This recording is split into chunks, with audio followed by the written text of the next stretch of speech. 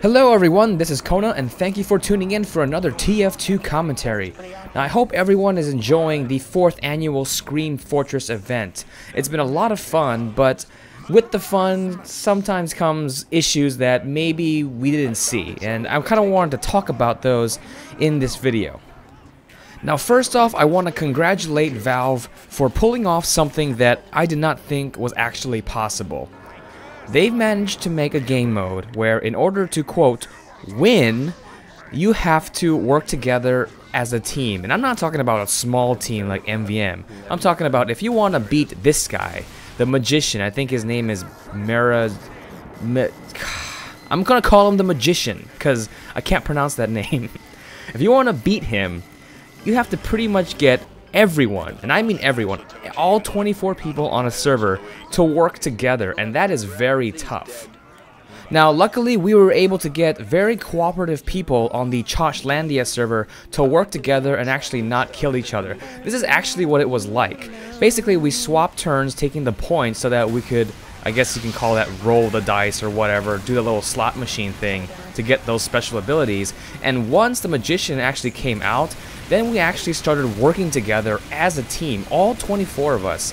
And if we killed someone, we apologized for killing. But you know, that was almost required to beat him. When Valve first introduced bosses during the Scream Fortress events, like in Mad Manor here, it was sort of like a side thing. It used to be a side thing where you kind of play the game, you play Capture Point on Mad Manor, like the points were more important, and when the boss came out, then he became really important. And I've noticed that over the years, they've been, I guess, increasing the importance of the boss and making it almost required that everyone, both sides, both teams, actually work together. On Mad Manor here, it's actually not too bad. He doesn't have too much health and he's pretty easy to kill. But when you go up to a map like Iaduct, you still have people fighting amongst each other, but a little bit less. More people want to actually kill the giant eyeball in the sky that's shooting those crit rockets at you. And that's pretty cool. But I've noticed that with the Magician, it's almost not even worth it to fight each other. Because if you fight each other and you kill each other, and once the Magician comes out, then you're kind of screwed because you're down a lot of players because you've been killing each other, and you can't get that nice head start on damage. So they've almost made it so that nowadays, with the newest map, you have to work together. You cannot fight, and I know that's going to be very difficult, especially now. Like I've said before, I was very fortunate and very lucky to work together on a server to defeat this guy, and we actually were able to defeat him and get the loot at the end.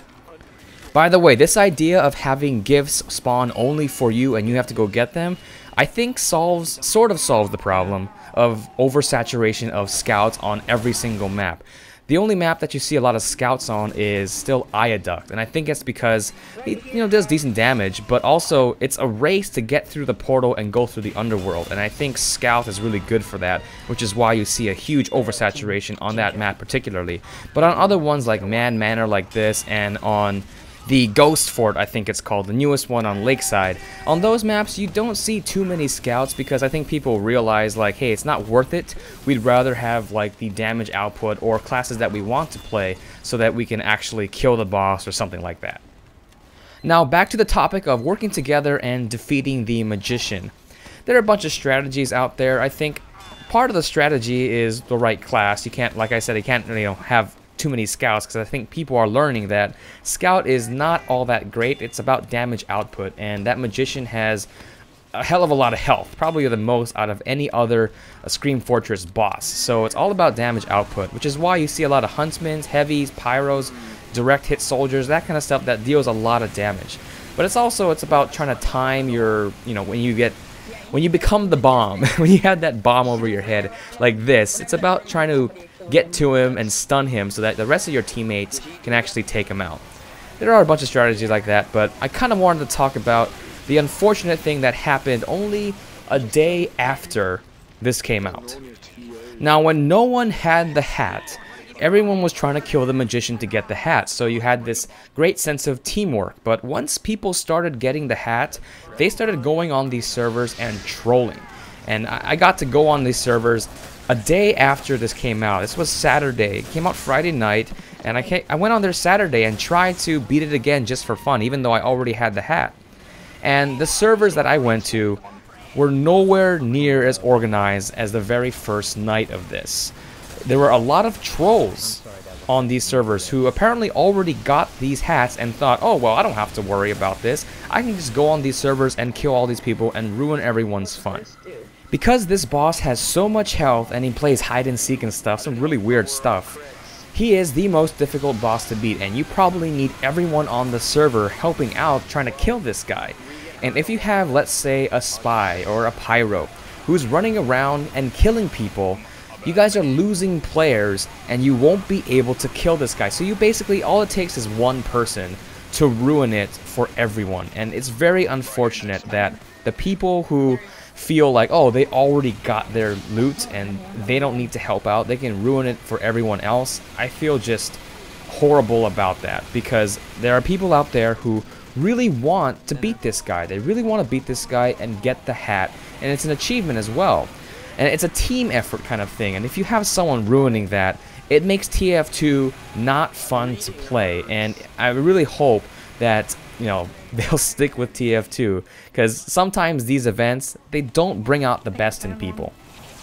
Now, there was an interesting post on the Steam forums about an idea of having it so that when the boss comes out, everyone is immune to everyone else's weapons and damage. So you can't damage the other team when the boss comes out, but when he's away, you play like normal. And I thought that was an interesting solution. It's a proposal, and you know, maybe that will help stop trolling. But you know, it's really unfortunate that nowadays it's almost impossible to beat this guy, because there's a mix of people who on these servers who are here for different reasons, and one of those reasons may be trolling, and that's really all it takes to ruin it.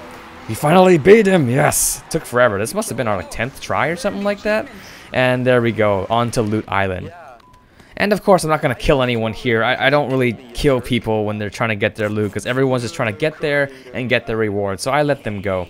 I'm not one of those guys who just ruin it for everyone, but I know there are people who actually kill people right here. It's just sad that that happens.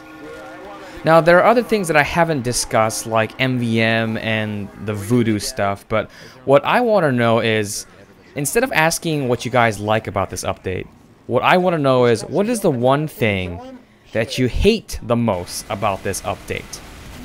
Let me know in the comments below. So I hope you enjoyed this video. Thank you very much for watching, and have a nice day.